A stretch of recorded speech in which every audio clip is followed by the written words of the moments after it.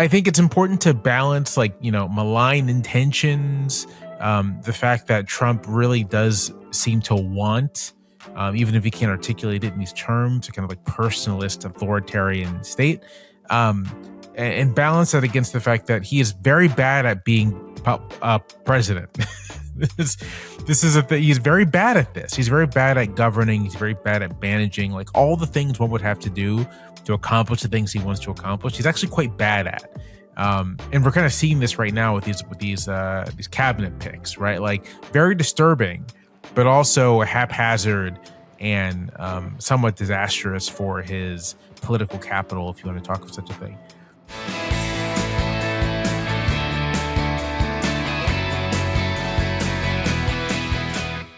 Hello and welcome to the Bulwark Podcast. I'm your host, Tim Miller. We are taping this Thursday late afternoon. I have got a funeral in Iowa to go to on Friday. Much love to my friend Grant. If Donald Trump appoints Judge Box of Wine to be the Deputy Attorney General or something Friday morning, and you'll know why we didn't cover it. I'm here today. The first-time guest, very excited. Jamelle Bouie, he's a columnist for New York Times Opinion section. He's also the co-host of the podcast Unclear and Present Danger, and a prominent figure in my TikTok For You page. TikTok wants us to be friends, Jamelle. The Chinese, I think, were arranging this date. Thank you, Chairman Xi. Chairman Xi.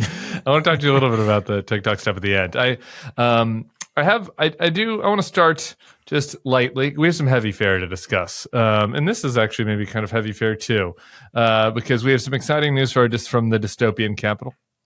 Spotify is going to be hosting an inauguration day pop-up podcast studio and a brunch to celebrate the power of podcasts in this election. So I was wondering, as two semi-prominent podcasters, did you have an invite to that? I did not receive an invite to this. If I did, I would pretend like I didn't. I have no desire to go to the Spotify-sponsored podcast brunch. Every word of that sounds like something I want no part of. And just on, as a little just cherry on top, that it's the morning of Donald Trump's second inauguration. That's exactly how you'd want to be spending it, I would imagine. I want to talk about your column after I guess it wasn't the first column after the election, but you wrote one, I guess last week. And it was for people feeling super down, which I include myself among. And I think probably 96% of the listeners, except for the handful of hate listeners we've got out there, and who like Jeffrey Clark, who I love. How you doing, Jeff? And you wrote about a speech from Frederick Douglass late in life, maybe his last speech. And if you'll indulge me, I'd just like to read some of the excerpts that you wrote. It was from the period, the counter-Reconstruction period. He wrote this: post-Reconstruction it has shaken my faith in the nobility of the nation. I hope and trust all will come out right in the end, but the immediate future looks dark and troubled. I cannot shut my eyes to the ugly facts before me. He is a wiser man than I am, who can tell how low the moral sentiment of this republic may yet fall. When the moral sense of a nation begins to decline and the wheel of progress to roll backward, there is no telling how low the one will fall or where the other may stop. It has more uplifting conclusion, but I want to start there first and ask what your sense is on how far things might go and why you thought this excerpt gave you some comfort. I'll answer the second part first and then roll into the first. I have long been fascinated by Frederick Douglass for obvious reasons, one of the most important singular individuals of 19th century America. I would say one of the most important political philosophers of 19th century America. He's not often thought of in those terms, but I think he is throughout his life articulating a vision of like an American, I don't want to call it liberal because like liberal doesn't really exist at the time, but a kind of American philosophy of action that is in dialogue with like other philosophers of the time who I admire. So a lot of things fascinate me about Frederick Douglass in my view, but one of the most interesting is that he is this rare figure who basically lives to see his life goal accomplished and then lives beyond that to see it begin to unravel. Not completely, right? Like there's no reversal back to chattel slavery, but his vision of kind of flourishing for Black Americans by the end of his life it's becoming quite clear that the country is rapidly moving backwards, not just along the lines of Black rights, but across the board when it comes to the ability of ordinary people to live lives free of domination, of the domination of others. And so this speech, which is one of his last, I called it his last great speech. There is another speech he gives a couple months later to a group of school children that is, others might say is his last great speech. But one of his final public speeches before he dies is him kind of reflecting on his experience throughout his life, what he witnesses, where he thinks things are going. And I think that it is useful to be reminded that the story of this country's history is not one of ceaseless and upward progress. It is often one of long reversals, that people recognize that they were reversals at the time, and that nonetheless people continued to act and behave as if their actions mattered, as if their struggles mattered, as if politics mattered, as if it mattered to be engaged in all of this. And at the end of the speech, Douglass says, like, I wish I had more time to join you in this fight, but like the fight will have to carry on, and it must continue. And I find that inspirational. I find it maybe a little comforting, but more than ever, I find it useful, a useful way of looking at the situation. So, to answer your first part of your question, I think things can get pretty bad. I mean, like, I keep on. I think it's important to balance, like, malign intentions, the fact that Trump really does seem to want, even if he can't articulate it in these terms, a kind of like personalist authoritarian state, and balance that against the fact that he is very bad at being president. This is a thing. He's very bad at this. He's very bad at governing. He's very bad at managing, like all the things one would have to do to accomplish the things he wants to accomplish. He's actually quite bad at. And we're kind of seeing this right now with these cabinet picks, right? Like, very disturbing, but also haphazard and somewhat disastrous for his political capital, if you want to talk of such a thing. But the world of outcomes is wide. I think it could become very bad. And even if it doesn't become the worst, right? Like, there's still, from my perspective, reversals across a number of areas that I think will take a generation to claw back what was lost. And so even if we're just looking at that, I think Douglass's counsel is worthwhile. Yeah, I was with you. It was needed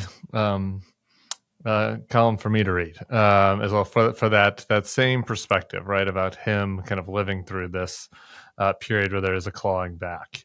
And one way I've put it when speaking to some of my friends that are more on the progressive side is that there's this sense among progressives always that they get motivated. It's right in there in the word, right? By creating change that will bring progress, right? By figure out ways to further advance progress. And I said, maybe the one value I can bring to that world over the next couple of years is, like, having come from a conservative persuasion, like this sense of the conserve, right? Like that We're going through a period right now, this next little period will probably not be much about progress, but will be quite a bit about conserving. And I just wonder, as you kind of think about it in that framework, like, what are the elements that you are the most worried about being able to conserve?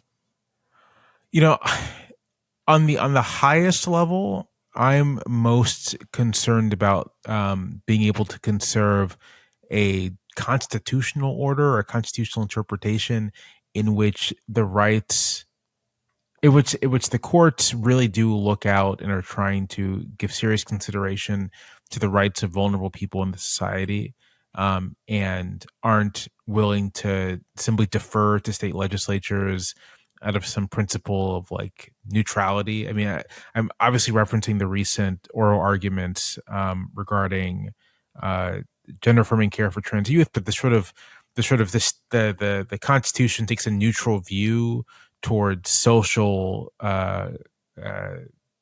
controversies, towards social inequality is also expressed in Dobbs, and I just find that a very dangerous way of viewing the Constitution, because neutrality of that sort opens up the door to, again, domination by people over others, who may be more numerous in the community and are desiring of trampling on other people's rights. So, I'm worried about that. I'm not sure the extent to which that can be like, I think we are passing into a new kind of constitutional order, and I'm not really sure there's much that can be done to conserve the old one, except as, a guidepost for the future, for trying to bring it back. Yeah. I wonder, just pause on that for a second. I wonder, how do you then think about this question of what kind of limiting principles the left should have in thinking about trying to protect or change or reform that constitutional order, right? Because I think the questions become very intense. For even a hopeful change to return to something similar to the pre-constitutional order, like that's going to be very challenging to do if it's a 6-3-7-2 Supreme Court, without doing things, that will make some uncomfortable, right? Court packing, or doing things that go outside of the traditional constitutional order to benefit the other side. Like, how do you kind of think about those questions in the coming years? So, listeners may be able to tell or not, I'm a guy who spends a lot of time thinking about the 19th century, and I think it's an interesting part of American history. And one of the, I think, things that one important takeaway when thinking about 19th century politics is how much, especially in the middle of the century, how much politics was about the Constitution, and that, like, happening on the field of ordinary political combat was just like, debates about what the Constitution is, how it should be utilized, what not even like how to interpret it, but like, what is it? What kind of document is it? Is it this purely legalistic document, just sort of another form of law? Is it something much more broader and more political? And I think that when I think about both the path towards change, maybe after this period, when I think about limiting principles, I think the foundation of that has to be bringing the Constitution back into politics and making it, actually making a public case, like making a case to voters, to ordinary Americans, that this is what we think the Constitution is, and this is what we think the relationship of the court to the Constitution ought to be, and the relationship of the elected branches to the Constitution ought to be. And to the extent, right, that the court is out of balance within that relationship, then we should do something about it, right? So it's not an unlimited, we want to do this because we want to get our way, but it's an argument that you're making to the public that, listen, the courts are captured by a faction, and they are acting in a way that is sort of divorced from any kind of popular accountability, divorced from any kind of recognition that the people themselves and the elected branches do have something to say about what constitutes our constitutional tradition. And to the extent that we can pull them back to where they ought to be, using, expanding the size of the court, imposing ethics rules, like whatever the answer may be. And I'm kind of agnostic about what ought to be done, but I do feel quite strongly that the foundation has to be, this is part of politics again. And that for kind of too long, I think the broad center left, I'll say, has been almost like, I think, embarrassed about serious constitutional argument, seeing it as something for conservatives, for the right. That's the thing that they're obsessed with. In what sense? Why would it be embarrassing? Because I don't know. Because when you start talking about, when you're getting into this discourse, right? Like you don't want to be the pocket constitution guy from the right. Yeah, it's a little nerdy. It's a little, and you're talking about the founders, and you're kind of engaged in this kind of this way of talking about things that is coded, I think, is quite conservative. Or is there some sense of it, like, not because many on the left don't share the reverence for the founders, that it's like, oh, we have to shout out I don't know, that Hamilton was very founder. That was left coded.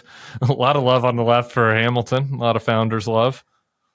Yeah, I would call that a strange, like, that was like there was like a little boomlet. And we're not gonna. I mean, this isn't a conversation about Hamilton, but I think people should be. I mean, the actual guy Hamilton, he's mixed opinions. Yeah. Okay. So anyway, so you think the long story short, to get back where they're going to need to be, the left is going to have to be more serious about arguing for reforms within the constitutional rubric using those arguments. And need to be much more forthright about just like bringing this back into politics. Like, I'll put it this way: one of the actual great powers of originalism as like a method of constitutional interpretation, like regardless of what you think about it as like legit or not, it's politically very powerful. It's like very politically powerful to be able to say to voters, right? Like, elect us and we will treat the reverend Constitution with its original meaning. Like, that's a really powerful thing to be able to say. And there's no response to that from the broad left. And there should be. All right, I interrupted you because I wanted to go down that rabbit hole. But are there any other things that you are, besides kind of the rights of the marginalized being trampled on? It seemed like there was something else you were going to mention. It's just on sort of a lower level. Just the integrity of elections, right? I kind of go back and forth on this one because, one of the funny things about Trump winning is that, like, Trump voters, like, well, we trust elections again. Yeah, right. I saw a poll yesterday that was like 70+% of Trump voters trust mail voting now. It's like, right. Resolved. And the fact that he won means there's like none of this energy to try to stop the steal. But I'm sort of, to what does that translate to? Oh, we're gonna, come 2028, we're gonna, let the process play out, or we're gonna meddle. Come 2026, like, our MAGA election boards, at the state level, gonna meddle. And so, one of the things I've been sort of saying in various places is that the next year, the year after, these are going to be really pivotal elections, if nothing else, because there's like still this opportunity to like secure the electoral process, and to do as much as possible to like keep it, to maintain election integrity, so that people have like an opportunity to vote out the opposite, vote out the majority, should they decide to do so. I think that both of us, based on my consuming of your TikToks, are getting relatively weary with the autopsy type discussion, the tactics discussion with regards to what the Democrats should have done. But I would like to just kind of talk about two sort of broader elements that are less related to like what David Plouffe should have done, and more about kind of the Democratic brand and what we learned from this election. So I'm just kind of wondering what your sense is about that. Like, is the Democratic brand broadly,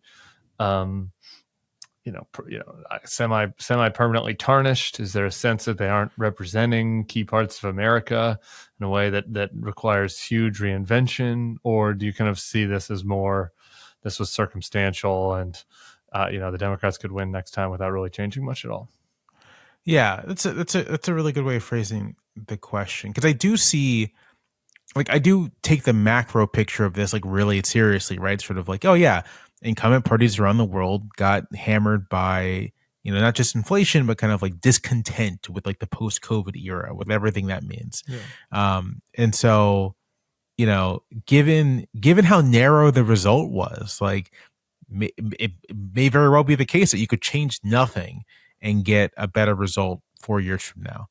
Or you just re-roll the dice. I mean, you obviously cannot do this, but if you were to re-roll the election again, maybe you get a different result, just because it's so narrow that so many different things could explain the outcome. With that said, like, the macro picture, established, I do think that I both think that there are real problems and deficiencies with the Democratic Party and the Democratic brand that this election has made clear. But I also think it's important for everyone not to go overboard. So going overboard is like this sort of what I understand it's being kind of like self-loathing, self-flagellating, kind of like, the Democratic Party is permanently separated, et cetera, et cetera, et cetera. And it's like, oh, okay, listen. When all the votes are counted, they've basically been counted. Trump has won the popular vote by like 1.5 points. It's like the narrowest popular vote win in quite some time. The electorate is basically split in half, and so it's like that's the field we're operating on. Isn't the electorate is basically 50-50. So let's slow our roll about either durable majorities on one hand or durable minority position on the other hand. It seems clear to me that like there is, both coalitions are engaged in what you might call a war position and trying to kind of establish hegemony in a way that they just have not been able to manage. Why can't Democrats manage it? I think that is the question. And I think it does get to sort of like a disconnect, both a disconnect of the party from its own base, and sort of like there clearly is a sense in which Democratic leaders, I don't think quite are in line with what Democratic base voters want from them. A separation from not the Democratic base, but kind of the voters who you might think would vote for Democrats, young people, working class people. There's a real disconnect there, maybe a cultural disconnect, maybe a communications disconnect, whatever it is. And then there's this extent to which in large parts of the country, the Democratic brand itself is kind of toxic, right? Like if you are a Democrat in Montana or Ohio or Florida, you are not going to get along well in a statewide election, no matter what you say, no matter what your positions are, because the notion of a Democrat seems to be just connected with a cultural image or with something that is toxic to a lot of voters. How you solve those problems, I don't really know. The social scientist in me thinks rather that part of the solution here is going to be the Democratic Party actually reimagining itself as a proper political party and not just sort of like, when I say that, I mean like an actual organization that is trying to build direct connections to voters on the ground, like the NRA might try to build with gun owners, right? Trying to actually become a presence that exists. I was watching some TikTok. We'll talk about TikTok. I was watching a TikTok, and it was a young woman saying to her viewers, "You got to get engaged in politics." And I was like, "This is the message I love to hear." And she says, "You got to start at the local level, and you should look up to see if there's like a Democratic club in your city." And I was like, "That's interesting because that doesn't exist. That's not a thing, right?" It's not like I can't like Google or go to the local paper and find the address for like the local Democratic club and like show up and be like, "Oh, is there anything?" New York Republican has a club. They do it. They have a club. They have a speakeasy. I've been there in New York City. That to me is like the first step, right? It's sort of establishing this kind of on the ground presence everywhere. And it can be explicitly political, doesn't have to be, but trying to rebuild a connection to voters, person to person as an organization and not just mediated through candidates, to me is going to be a first step towards being able to both reestablish the brand, but also kind of cut through some of the noise, kind of reshape the information environment in a way that could advantage Democrats. Because as it stands, the extent to which Democrats are trying to do this ad hoc in an election year and when not in an election year through mainstream media organizations, it's not working. It doesn't work. Yeah, I have two thoughts thinking about that. One is just about the brand having a problem overall. That's something that I hadn't focused enough on the Ohio Senate race. So this just occurred to me over the weekend, 3 weeks after the election. Sherrod Brown actually did slightly worse than Tim Ryan had done against J.D. Vance, which is interesting to me only in the sense that like there's a big online fight happening of like the Democrats need to run more Tim Ryan type people on like the center right or center left type folks, and there's another group of populist left type folks who are like we need to run more Sherrod Brown type people, and it's like, well, we just had a kind of case study, if you will, and it's a little different. One's a midterm, one's a general election, and you ran both types of candidates, and they did basically the same. Like Tim Ryan did a couple tenths of a point better, which is probably attributable more to the midterm than to anything. And so it's like, to me, that says that there's something fundamentally underlying that is a problem about the brand. And your solution to that, or not solution, but one way of doing it is just this more grassroots.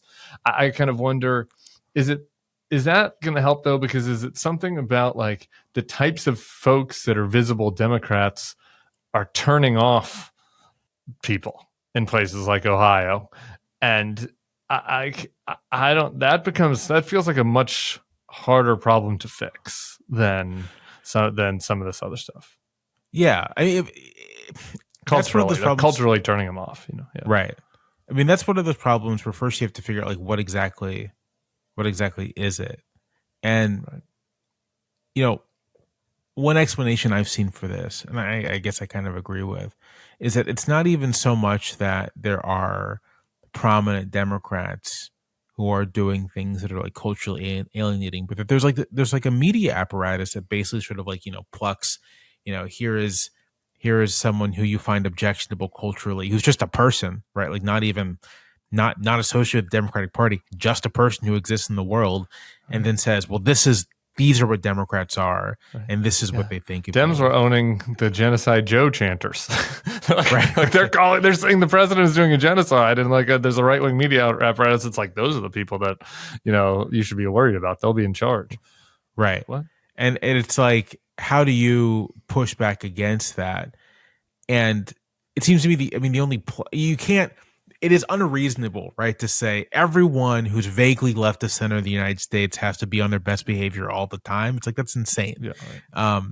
What you maybe can do is find some way to sort of short circuit the transmission of those messages. And that's really only going to happen either through sort of like media saturation of the same kind, or through some other way to reach ordinary people, to have some sort of, so that they have some other image in their head of what a Democrat is, right? Like maybe so that instead of thinking of a Democrat as like some, grad student in Portland who happened to get sucked up by the right-wing media machine, they think of a Democrat as a local teacher who is involved in like the local party and like does door-to-door stuff. You're like, oh, that's I know who that person is. I like them. I respect them. They are a Democrat.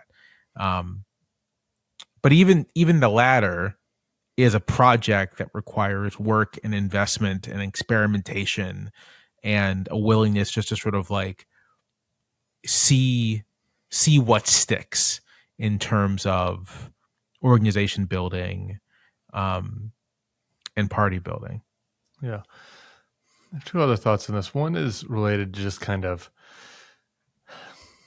how do I put this? That we just are going through this anti-elite backlash, and like we've had like election cycle after election cycle that is a rejection of the status quo. And sometimes I wonder, like, maybe just because of the media environment, and part of this is the explicitly conservative media environment you're talking about, but I'm also just talking about just the fact that we know too much in our phones, like constantly about everything and everyone and every annoying person, that like, because ever in the modern social media, digital media era, like we just had one change election after another. And I worry that the Democrats are just too associated with the cultural establishment, the cultural status quo. And that it's hard to break out of that a little bit, even when they aren't in power. And even though it's kind of ridiculous, it's like the Republicans have the Supreme Court and the presidency, and like the Democrats are the establishment. But the Democratic message is always about kind of, in some sense, preserving rather than reforming the status quo, like that they're not the rebels anymore, and that is turning off a type of voter that used to be gettable, and that's something I think is challenging to fix, right? Like how do you go from being the incumbent to the challenger to the incumbent? Culturally, it's easy to do that politically, but how do you do it in a broader sense?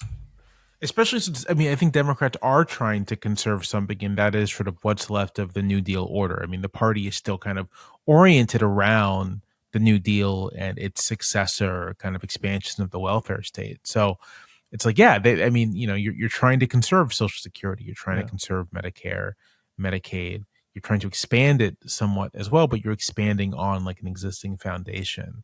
I think that some of it is just going to be unavoidable. Like it is simply the case that what the broad left in this country wants is to use like the power of the state to improve people's lives. That's what it wants. Like it wants to expand social services. It wants to expand social insurance. It wants to do all these things. And so there's no way to be kind of an anti-system party when your basic orientation is that we're going to use the system. Right. We're not going to try to dismantle it. We're not going to destroy it. We're going to try to use it. I do think there is a way to frame, right, the state, the public, against, private actors who, may want to unravel the social insurance state, who may want to, slash taxes to the bone and cut services, right? There's a way of kind of identifying villains and saying, we want to use the state on behalf of you, and not let it be put in the hands of these other people who want to use it to enrich themselves. But that requires Democrats doing something they really have not done, which is really, or with few exceptions have done, which is really kind of articulate villains to say like, these are the besides baddies. Donald Trump. Besides Donald Trump, these forces, these kind of institutions, these people, these are the people who are trying to harm you, and we want to do something about them. I do think that part of the absence of that kind of message is that there are these internal tensions within the Democratic coalition, right? Like Democrats, like Republicans, are reliant on the cash that comes from large, wealthy donors. They want to maintain this business-friendly appearance. They don't want to be, for practical reasons of campaign cash, for governing reasons, they don't want to be perceived as antagonists to what you could say like the establishment. And like right now, in addition to that, the Democrats have been forced, they're kind of put in this strategic corner on this.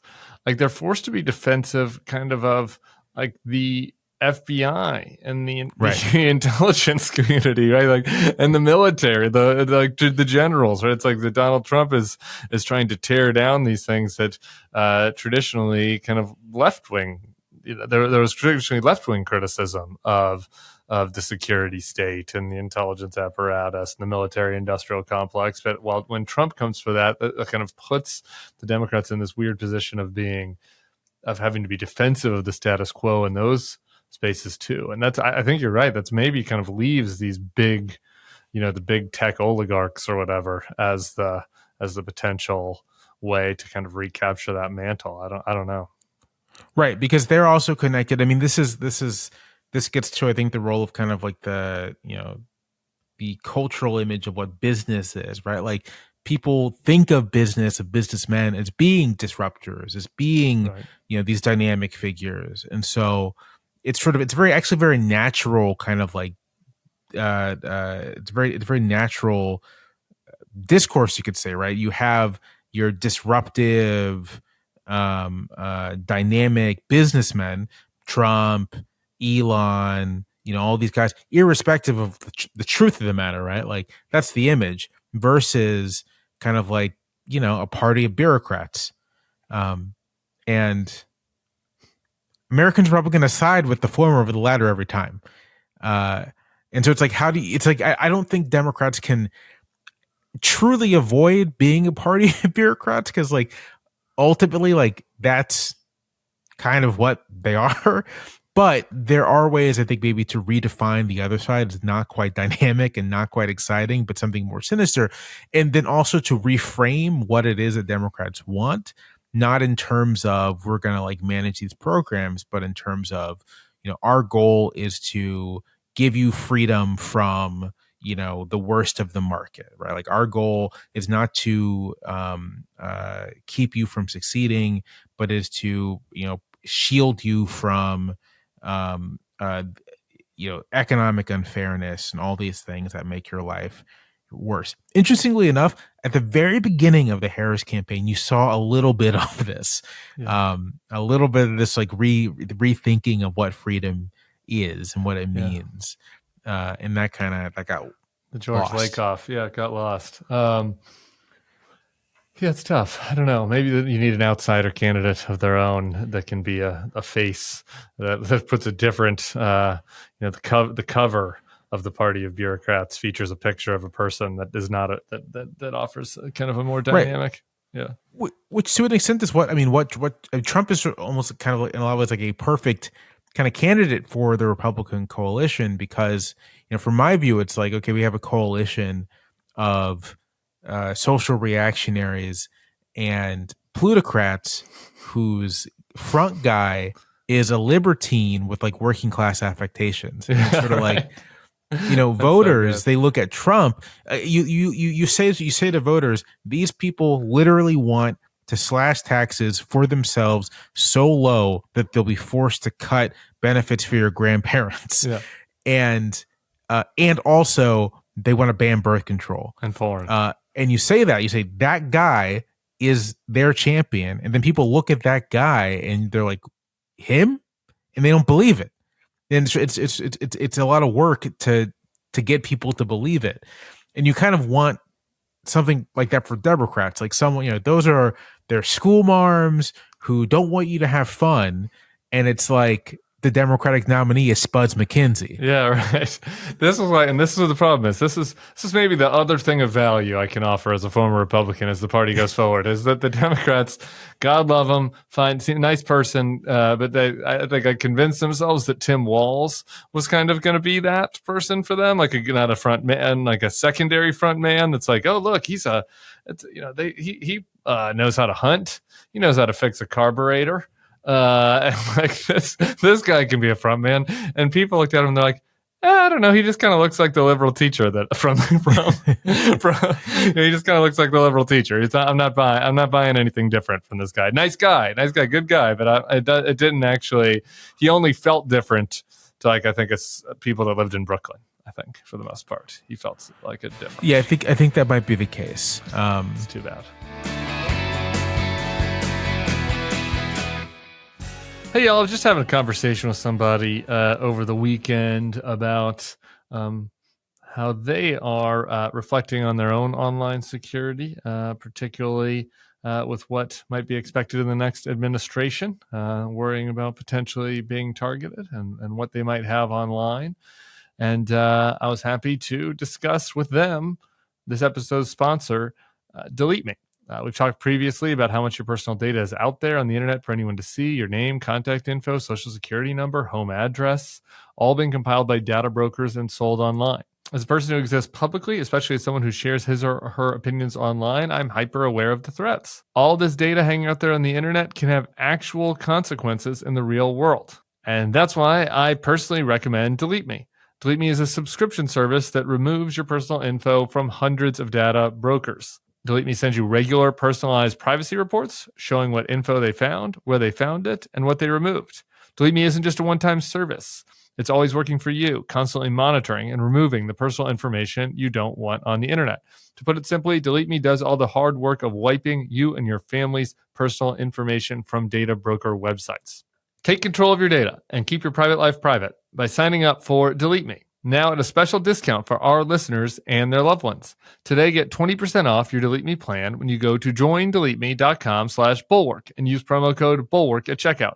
The only way to get 20% off is to go to joindeleteme.com/bulwark and enter code bulwark at checkout. That's joindeleteme.com/bulwark, code bulwark. Hey, y'all, if you love this podcast and want to listen to all Bulwark podcasts ad-free, join Bulwark Plus today. You can click the link in this description. You'll get the best politics newsletters in the business, and you can become a Bulwark Plus member right now. We'd appreciate it.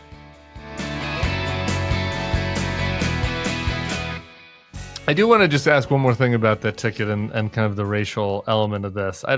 It's interesting, right? You have this in the, not nearly as much as in 2016 has there been like a dialogue about, oh, it was a loss because of sexism and racism. This time you had a mixed race female candidate. And I think part of that lack of dialogue is that, the Republicans gained so much among voters of color, a little bit less among black voters, but some more among Hispanic voters and particularly immigrants. I wonder what you kind of think about that, tying it back to the Douglass at the start. Like, how much of the racial legacy of the country is kind of wrapped up in this L, or was this kind of an L if instead of Kamala Harris Walls, it was Tim Walz and whatever, Gretchen Whitmer on the ticket? Unquestionably, just because of what like the nature of this country, like what this country's history is, that like race and gender obviously played a part in this. Like Kamala Harris is trying to become the first black woman to first woman and first black woman to become president of the United States. And it seems very silly to me to like dismiss, potential racial or gender bias out of hand in that regard. Like there was some research that came out last month, 2 months ago, that was just about sort of like the role of anti-black attitudes in shaping certain kind of political views. And there's no conclusion on like the causal thing. Like, was it that you have anti-black attitudes and you're more likely to support Trump, or being likely to support Trump kind of like leads you to anti-black attitudes? Like the causal direction was unclear, but it's certainly there, right? And it's like, when you're thinking of, non-white but non-black immigrant communities who themselves are like are coming from cultures where there's anti-black prejudice, or coming into a culture where there is anti-black prejudice, and there's a black woman at the top of a major party ticket running for president. Like, it seems silly to me to sort of dismiss out of hand the role in any of that. I do think that the absence of that from kind of broad public conversation does reflect, Trump's gains. I think in a kind of shallow way, people are like, oh, if Trump made gains, how could like race and gender play any part of it? And it's like, well, it's complicated. It's a complicated relationship. I also think there's a bit of a, how do I put this? A bit of a, just put it. Get shouted down. Space. There's a what? There's a bit of like a cancel culture element here, right? Like, you'll get, I think if you were to forthrightly make the argument, you might get shouted down. You're just one of those identity liberals who doesn't want to pay attention to what's really happening. So it's like, I think there's a couple reverse cancel culture. Yeah, reverse. I don't know what to call it. But I think it's certainly part of why that conversation's been absent. My intuition is that, again, this is very much an all of the above situation, right? Like the margin's too narrow to attribute it to one thing or the other. So it's like a lot of things were happening. And also electorates are big, kind of complicated things. So a lot of things are happening. There is the macro picture of incumbent parties losing. There is a particular disconnect that Democrats have had from voters without college educations. There are, questions and concerns of race and gender. It's entirely possible that a Democratic Party that was more connected, better connected to non-college voters, to working class voters, would be able to overcome the race and gender stuff, right? Like, that was to some extent the Obama story. Obama was able to overcome these things through personal, force of will, personality, but also the Democratic Party just was more connected to those voters. So there's a lot going on. It's why I've been actually quite hesitant to like weigh in with like a big picture. This is what happened, because I honestly, I don't know. And I think we have to wait to see. We have to collect more information. We have to count more votes. We have to interview more people. We have to actually find out what voters were thinking, were doing when they went to the polls.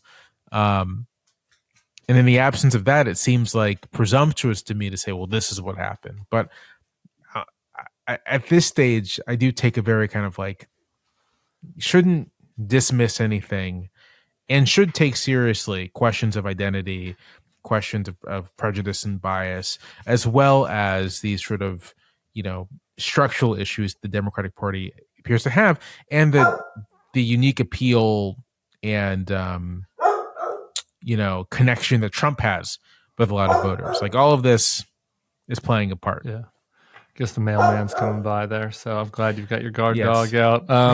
The TikToks, and then I've got one final closing thing. I guess my question, it's a twofold question. One, do you have any sort of moral or personal ethical compunction about TikTok? Because I have some TikTok guilt. I'm not a poster there like you, but I'm an avid consumer. So that's part one. And part two, just as a broader thing, I think it's interesting that you're doing it, because I think we've seen the Democrats' failures with this cycle, and I just think more broadly is that there is a lack of just having normal, regular conversation with people, like outside of these formal establishment media outlets. There's some of that happening, but I just think that there's so much more of it happening on the right. And so I've been intrigued that I don't know if that was the rationale for you starting to do it, or if you just got bored, but I'm curious what your thinking is on all that. No, so I didn't start because of any like political reasons. It was very much just sort of, I was consuming a lot of TikTok.